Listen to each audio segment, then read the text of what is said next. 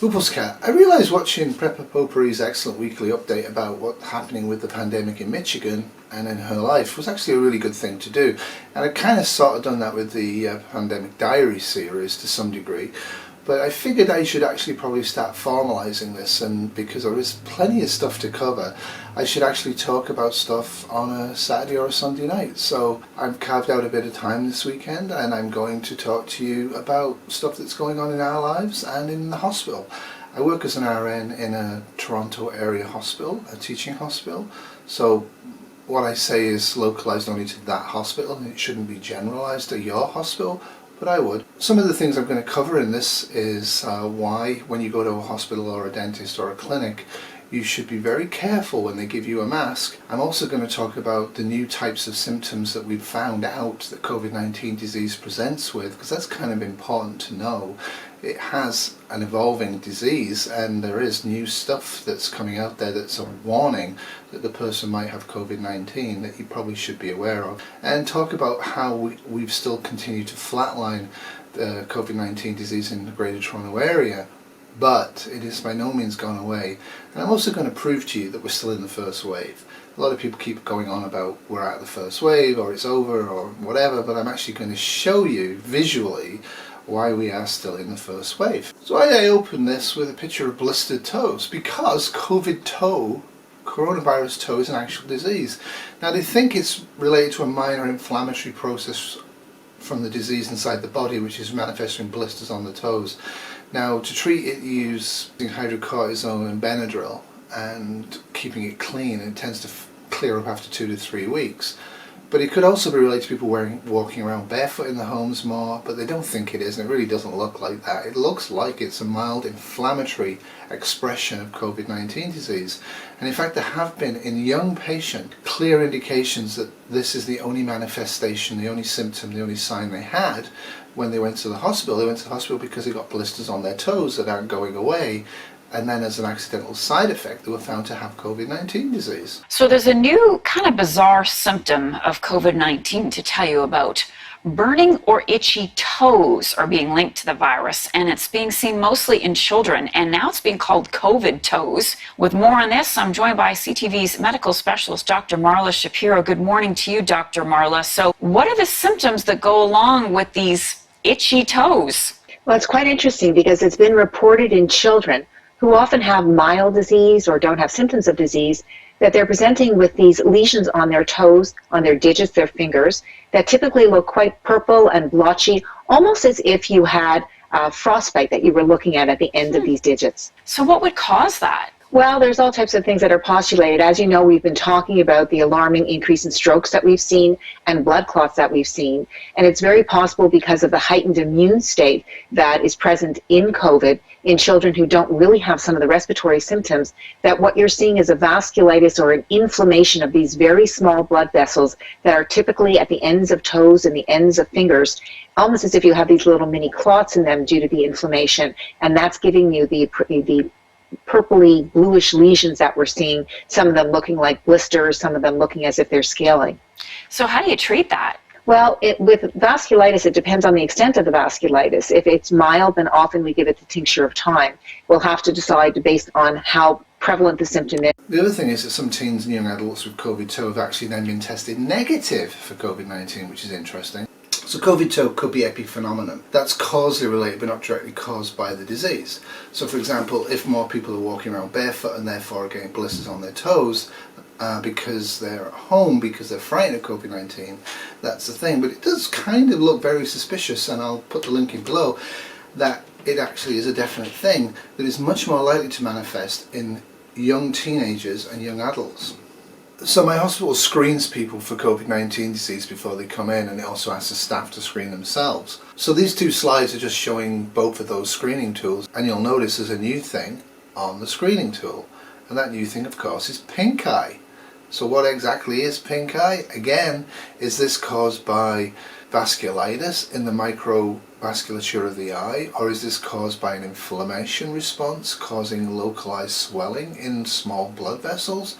Or is this caused by secondary infections coming in and infecting the person? We're not quite sure, but we have a definitive linkage at this point on June 13th that COVID-19 in a few patients has a presentation of pink eye and not anything else. And again, it seems to be very much related to age. The younger the person, the more likely they are to have kobitos and or pink eye. So Kitty went to South Lake Hospital yesterday, not the hospital we both work in, and had a test, a nasal pharyngeal swab done to see if she has COVID-19. Now the reason she did this isn't because she works full-time in an ICU downtown Toronto and she's intubated, put airway tubes in and taken the airway tubes out and nursed a lot of COVID patients. No, the reason she had it done is because we're off for a week after this set of nights and she's actually planning to go to the Shire and see her sister who works in long-term care in a rural area that has no outbreak and has had no cases at all. So she wants to make sure that she doesn't actually currently have it before she goes there, even though she'll be practicing social distancing, wearing an N95 and not sharing meals a lot. So she's going to just reassure herself and her sister that she's not actually an asymptomatic carrier, which makes sense. So the turnaround time is about 96 hours. The experience she had was pleasant. The screeners were not using N95 masks, but were using surgical masks, full surgical gowns and face shields. So again, caution for me, 4 months into a pandemic that may have airborne paths to it, would be that all frontline staff like screeners and emerge nurses and ICU nurses are actually wearing N95s. They're a lot less likely to infect the person wearing it than a surgical mask.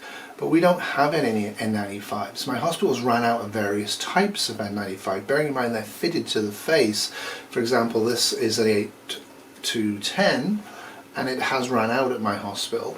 Kitty's is the 1870 from 3M and it has run out at my hospital. So there is no actual fitted masks now for Kitty, and her retesting has been delayed and delayed and delayed at the hospital, so she's just using whatever's available. So we both have surgical masks available. We also have N95s available that fit us because we've been reusing them ourselves because we didn't trust the hospital.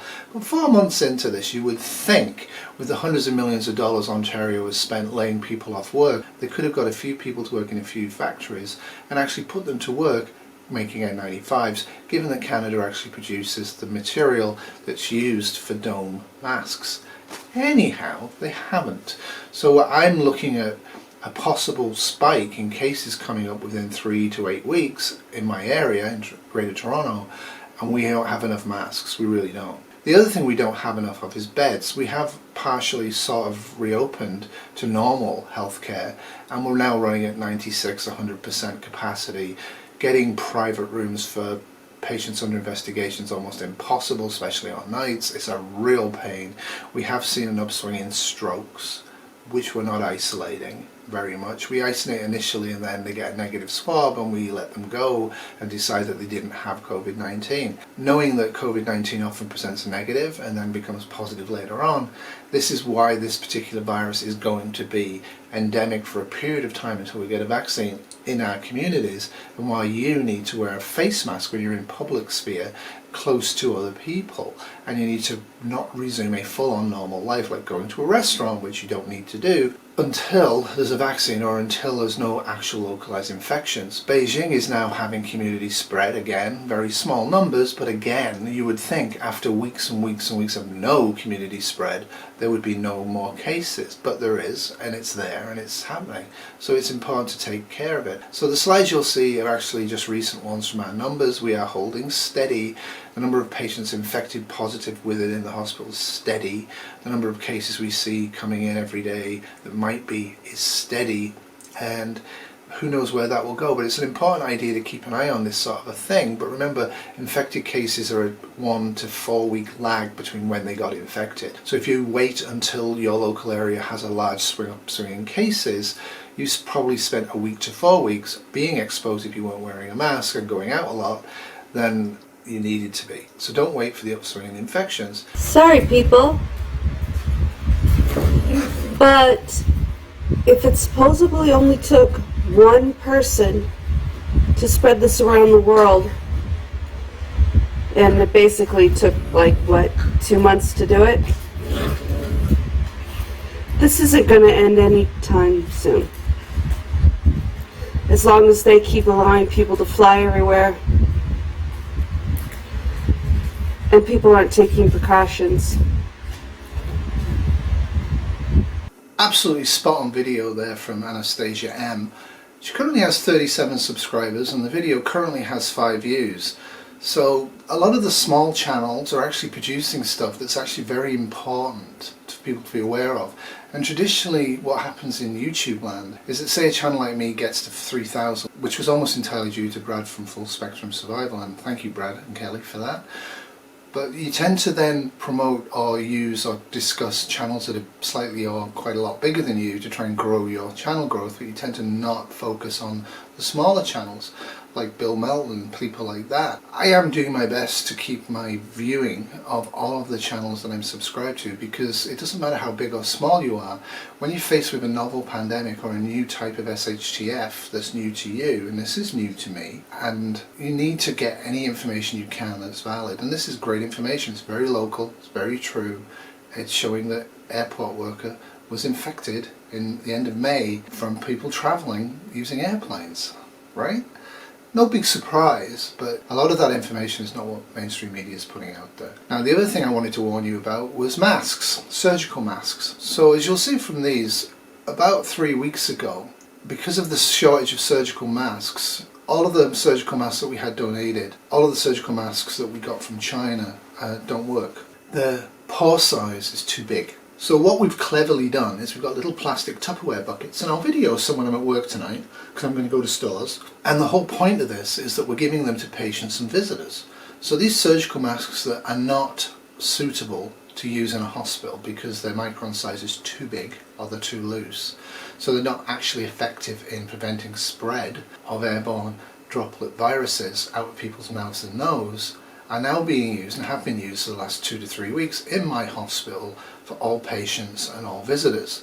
So my message for you from this is, when you go to the hospital, or when you go to a clinic, or when you go to a chiropractor, or when you go to a dentist, if they give you a surgical mask, and they probably will, and they should, keep it and use your own. Use your own that you know is suitable and safe.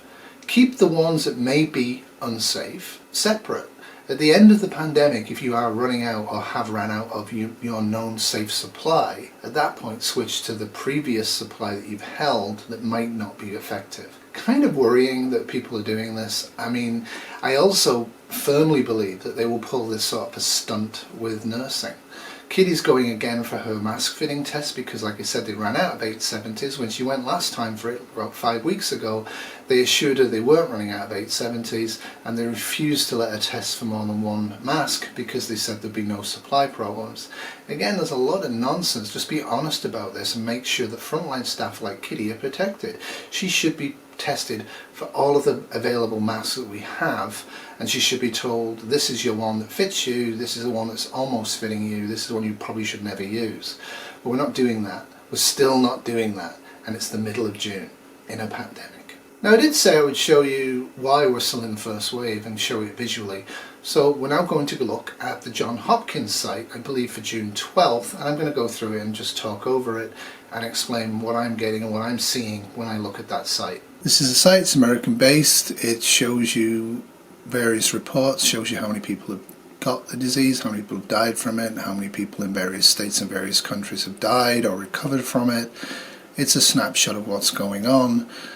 It is underreporting both cases and deaths, we all know that now, but you can see that there's 188 countries have it, and that's the graph everybody's looking at. That's a graph that people see. We see that there is no dip, we're on the up. Even on logarithmic scales, there's a slight dip with shutdowns, but this is the important one here.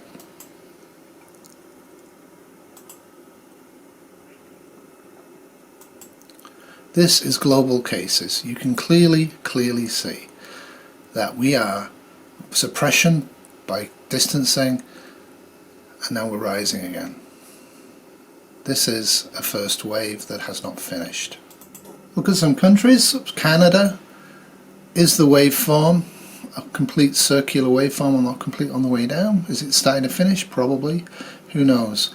We've lost 8,000 at least, maybe more, and we've almost got 100,000 infected. Let's look at the USA. Everybody focus on the USA. As you can see, they've been hit really bad. They really took off initially without anything blocking it, and they've actually suppressed their waveform quite nicely.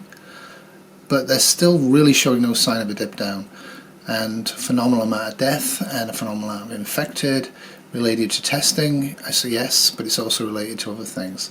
But let's have a look at other countries. UK is also suggestive that it's almost out of the first wave. They've had a lot of deaths, and it's interesting how different death rates for different countries are a thing with this disease. You see Italy, way out of the first wave early on, so they've had it and it's out and it's flattened and everybody's relaxing, and that's great. And then have a look at another country. Who should we look at now? Well, why don't we look at this one? But what about Mexico? Yep, not much suppression going on, and we don't really have any sign that it's dropping at all. They're very much in the beginning. Pakistan, again, testing's an issue, but they appear to have a major wave starting, and it's going to be an issue for them. What about China? There you go, little old China. They got rid of it in the first wave. They're doing great. Good old China. South Africa. Some imported cases, not much locally, then boom. Japan. They've had a first wave, they appear to be out of the first wave, and they've just got grumblings. They've had almost 1,000 deaths. Norway, Frederick, the prepared Norseman. Very much again indicative of having completed a first wave, with low level incidents still occurring. 242 deaths they claim. Australia, hello gay and the snakes, you've had your first wave and you're out of it. Doesn't mean it won't get a second wave, that's why we should still all be taking precautions. What else is going on? Look at all of these countries. This is really unifying the globe in terms of killing us from a pandemic, isn't it? Very, very few places have 0 cases. You will expect to see more places have 0 cases over the coming weeks as the first wave in those areas is completed and before international travel resumes. Once international travel resumes, the people who have not been infected or have been infected but don't have antibodies will become infected. And then that's why you will have a second wave. And if the second wave is infectious, we're in deep, deep trouble. That's the Diamond Princess. Remember the fury about that? Hardly any deaths, hardly any cases. It looks like almost nothing these days, right? Taiwan did a good job. They had some imported cases, they have very few deaths, they've had very few cases, they've really suspended their entire economy and been very draconian in making sure people don't touch people or get close to people, because that's how pandemics spread. So if you can't avoid being close to people, only a complete moron wears a beard and doesn't wear a face mask. Again, there's a lot of morons in prepping, it turned out. Okay. This is not a hoax. These are dead people, right? These are countries. These are countries that have nurses and doctors there who are testing and being tested and dying from COVID-19. What about New Zealand? There you go.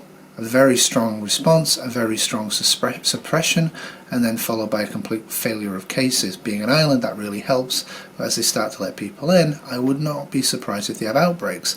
They're being very happy that they believe that they can contact trace and prevent an absolute pandemic occurring again in their country. Again, this is false. There's no chance in heck that I believe that contact tracing can prevent outbreaks in a population.